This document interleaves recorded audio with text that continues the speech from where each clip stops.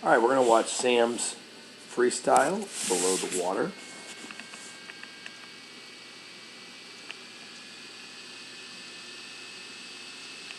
The first thing we're looking at real quick is his head position. And as you can see, his eyes are looking down, and we really like that a lot. However, you can also see that his head is completely underwater. So he's got his head too far down in that water. And as we go through, and you'll see that we get a little bit closer too. There's always that layer where he's just a shade underwater. You've got to make sure we're a little bit higher in that water. Being underwater completely isn't where you want to be, because then you have to lift your head up too high to breathe. Okay, right here the head position is perfect. You can see where the head is just slightly above the water. Still he's looking in a downward position, and that looks much better. So at the very beginning, make sure you don't let your head get too far in the water. Make sure you keep that head right at the surface or a little bit above the surface, still with those eyes looking down.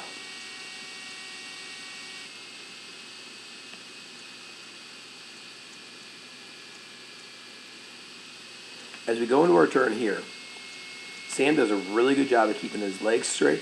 His head's looking in the right direction. His hands are coming from his hips down to his face. The one thing we wanted to see is with those hands, you can see that they're right now facing palms up. We want to make sure those hands, as we're getting ready to go down, turn those palms down like you're throwing water at your face, and that helps drive those legs over a little bit quicker. You can see his palms stay up the entire time. They're in the right position, just turn them down so they get down a little bit better. You can see a little bit of air right there in that streamline. Make sure those arms are locked a little bit better. You can see here where they're a little bit bent. This arm's a little bit straighter, but that top arm is a little bit bent. Make sure those arms are nice and locked, nice and tight, okay? The better the streamline you are, the better off you are. You can also see from your body position that you're here and then here. When you come off that wall,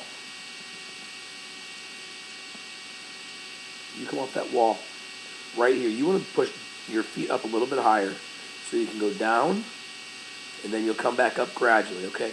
You're trying to force yourself down after having been pushed off up a little bit. You can see you're kind of up, and now you're forcing yourself back down.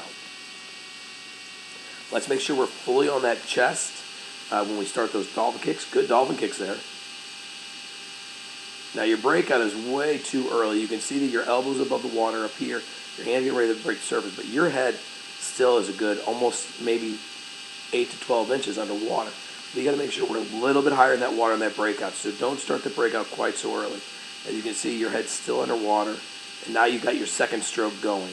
So it's a little bit earlier than what we'd like to see. So let's work on that breakout. Good job of finishing that hand there right at the very end. I like how that, you did start to turn the pinky up just a little bit, but you almost had that palm all the way up, and that's really good.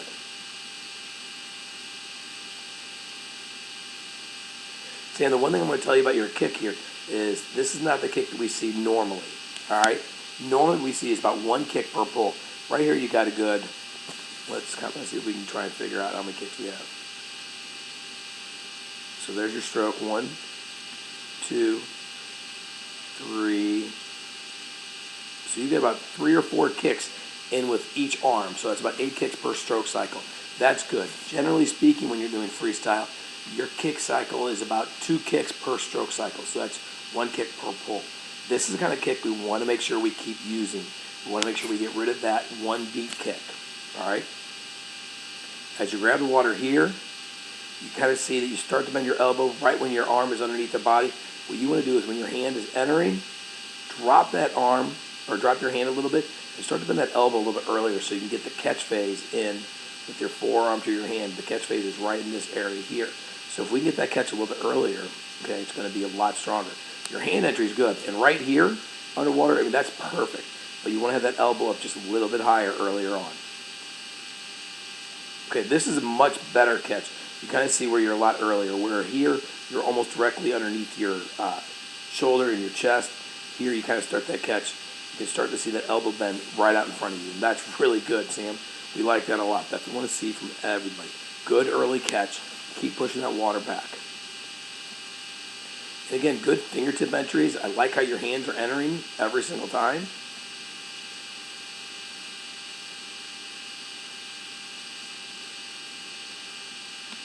All right, so here, on the last one we saw, on the earlier one we saw, we could see that our left hand was kind of coming up pinky. You can see right here, your palm is facing up. Excellent. All the time, that's what we want to see. So that was really good. Curious to see what your breath looks like above the water.